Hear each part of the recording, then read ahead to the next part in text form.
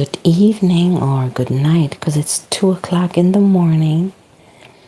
It's 2 o'clock in the morning in Atlanta, Georgia. And I would really love to go to sleep, but I feel like if I don't do this video now, it just won't get done because tomorrow something else will happen. So I'm a singer, just a quick introduction. I'm a singer. My channel used to be a lot about singing, but the closer I got to the Lord, the less I talk about vocal technique and things like that, and just about my journey as a child of God, how I go about my everyday life. So, I'm showing you Atlanta because it's late at night and I was already halfway asleep and I'm in bed. I shut the pictures that you see right now in Atlanta, so I thought maybe that might be like relaxing to watch this video while listening to my little story that I was going to tell you what happened today. I just wanted to share this with you guys because it might be other people out there who live for Christ and just know how it is trying to please our Father in heaven. And I pray every morning and then I'll try to walk out the purpose that He has for me. But sometimes things are not like 100% clear. So, I go about my day. And as you've seen the prior videos, I'm a lot on the bus. I'm a lot around thousands of people every day as I'm walking up my purpose. And so a 1,000,000,000 thoughts go through my mind and feelings go through my heart. And I'm trying to discern in those instances when it's the leading of the Holy Spirit, when I should, execute God's will, or when it's just my own emotions. So that was a long introduction, but all this just to say is that I noticed a couple of days ago that I might be in a situation on a bus or somewhere else where I see people and I think to myself, oh, I would love to tell them this and that, but I don't do it because of shyness and I don't want to bother nobody, and they might think I'm corny. But I get overwhelmed by compassion in my heart in different situations. And God allows me to see the best in people a lot of times. I am somewhere and I see just the best in people. And I can see their potential, what they could be, and what God created them to be. And then I feel a heaviness in my heart because I can tell, for example, if they're on drugs or if they're sad or if, things like that.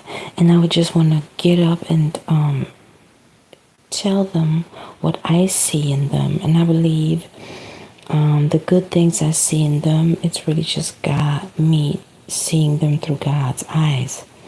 But I don't do it because, I do it sometimes. I'll give somebody a superficial compliment, but nothing really deep, what I would really, really like to tell them. I'll be like, well, I'll do it one day. And so I was praying the other day, and it made me sad to realize how many times I missed an opportunity of wanting to tell somebody something like that that's going on in my heart, and tell them how I see them. How many opportunities I missed, and I was just like, Lord, forgive me. Whatever it was your prompting, because people need encouragement every day, all day. And what if I missed an opportunity to lift someone up? So I said to myself, you know what? The time is now. I'm not going to wait till later. Next time I feel that prompting in my heart and my spirit, I'm just going to do it, All right. So then I go about my day and I go and serve, and I'm working, and I walk 20,000 steps at the same time, and it's loud. I'm around thousands of people and so forth. And the whole day goes by, and then I'm on the way home in the bus. So I missed a few buses. I had to work longer. So I'm already very tired, and I'm on the train, and I have to wait 30 minutes on the bus, and I'm on the bus. So now that's why it's 2 a.m. in the morning. And so I'm on this bus, and here come that compassion in my heart again. I see this young man taking selfies of himself because he just got a tattoo, and he just got a rhinestone, I think it's called, in his face. So he was trying to take selfies of himself, and on the bus. And I'm just sitting in the back. I'm sitting next to a lady, and I have headphones on. I was actually listening to vocal technique, explanation about vocal technique. I can listen to it and correct my voice. I don't even have to practice along with it. I was just thinking about vocal techniques and stuff like that. I'm just watching him keep taking pictures of himself, and he can't get the picture right. He keeps looking at the pictures. He's like, no, he just can't get the angle right. But I wasn't going to bother him. I was on the bus for at least 20 minutes, just minding my business. And then I finally get up, and like that feeling of compassion came on me so strong. And I was like, oh, here we go again. As he was taking the pictures, and the lights was flashing on him, I was like, if I was bold, I would just tell him, first of all, how great he looks, and encourage him that I can't even put it on words, how precious he is, and that he really doesn't need the tattoos and the rhinestones to make something else out of himself that he already is. And I just felt like encouraging him so bad. So as I was passing him on the bus, I was going to get out of the bus. I was like, I'm not going to let this opportunity pass by again. So I spoke up. Everybody's looking. I was like, hey, if you can't get your pictures right, let me take a picture of yourself. It was just like an opening to start a conversation. He's like, you would do that? I was like, sure, and take the camera, and I start taking a few pictures of him and stuff. And man, the second I started saying, I was like, well, what I really wanted to tell you is, and I was gonna just pour out of my heart what I really see in him. Oh my God, here come the lady. Let me see how much battery I have.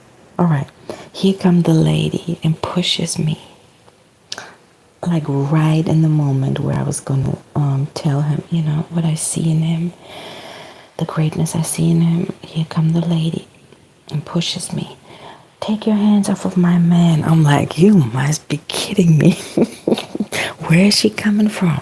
The whole 25-minute ride, it was no lady sitting next to him. He was sitting by himself. I would have never approached him if it was a lady next to him. I'm not disrespectful, She was sitting in the back the whole time with another guy, so I couldn't understand how she's his girlfriend or something. She pushed me, she said, and she started cussing and called me B, B, B. Y'all know what that means, in Atlanta. She called me the B word. She said, cussing me, and she was like, get off the bus now and stuff. But it was not my time to leave the bus now. And I was not close to my house yet, so I was not just going to leave. Because the next bus, I don't know, it's already in the middle of the night when it's coming, you know what I mean? So I was like, I didn't know, he had a girlfriend and stuff, and so everybody on the bus is laughing. She cursed me out, and so then I just stood right there by the bus driver to be safe, because she kept going on, and she was yelling at him, well, if that's the case, just go with her, and things like that, So, I stood right there by the bus driver because I didn't know, what else is going to pop off, because she already pushed me, and nobody came to my help or anything like that, but it was okay. I was just standing right there by the bus driver, and I was just waiting on my bus stop, and she just kept on and on and on. And then, thankfully, I got off the bus and I walked home. As I was walking home, I was like, man, what just happened? I thought about this the other day, and I concluded that I'm not going to miss opportunities to inspire people and to encourage them, because that's truly a gift, to be able to look at a stranger and to see the goodness in him. You know what I mean? I can't explain it. It's like real deep feeling in my heart where I just be like, I wish I could tell them this and that. But like, what's stopping me? Nothing. So that's why I did it today. And then the lady stopped me. So I was like, my goodness, Lord, what just happened? I felt like I was supposed to encourage him. Why did this happen? The second I started saying what I wanted to say, she came and pushed me. So guys, I don't know what happened. I don't know if it was the enemy interrupting me from really delivering the message of encouragement to him, or I don't know what happened, but I know that once I left the bus, the feeling of compassion towards him stayed, and I prayed for him, because, at the end of the day, nothing and no one can stop the hand of God on someone's life. So I just prayed over him anyway, and that he could see who God created him to be, because I think that's what makes my heart so heavy when I see people who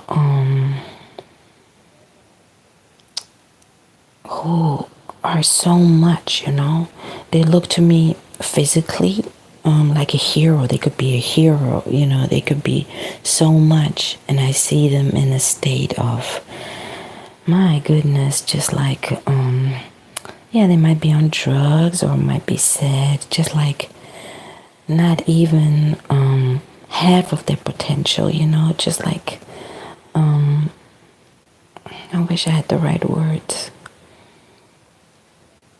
I see them, I see what they could be, who they are, and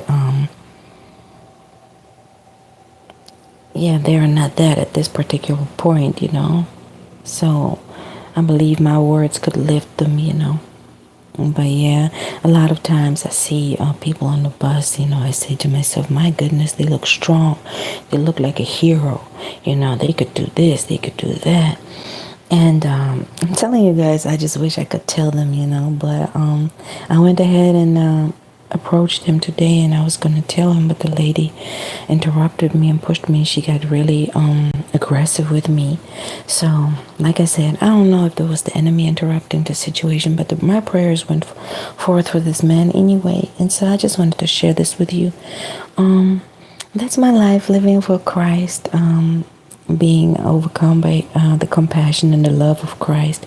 God is love, So that's not me, it's just God. And it's a blessing to feel that love, because sometimes when a lot of people hurt me and a lot of bad things happen, I close off a little bit, and then that love gets diminished by bitterness, or the enemy wants me to say, man, forget it.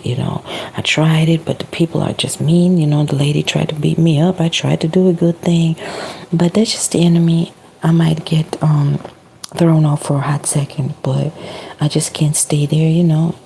The Lord always lifts me back up. But it's a blessing to feel that compassion, because I have felt sometimes, when you are in this world and the world is so dark, you start feeling like, man, I'm over it, and that's not a good place to be, But then I just rest, and, the Lord gets me back up. So, yeah, be blessed, and maybe I see you one day in person, and I can speak a word of encouragement to you.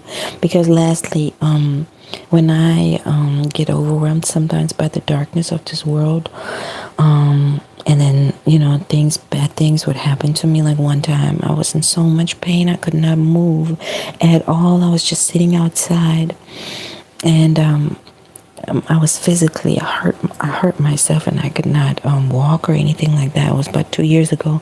I was like, my goodness, what am I going to do? A stranger came by, and he might have been an angel. For people who read the Bible, they know a stranger could be an angel, because he came out of nowhere, and he looked like he lived in the same neighborhood, but I never saw him again after that. And a stranger came to me and said, you know what, it's going to be okay. Something simple as that. I mean, it lifted me, because I was like, I was in so much pain, and I was like, how am I going to take care of myself? And just a stranger coming up and saying, it's gonna be okay. He walked off, never seen him again. It did a lot for me. So that's why I don't want to waste the compassion that I'm feeling, because this might help somebody. And I keep saying that's the last thing. But you know what? But that's the last thing. I'll leave the other story for another video. God bless y'all. And I hope you enjoyed my little Atlanta video at the same time. My voice is a little raspy because I tried to speak low. It's 2 o'clock in the morning. Good night.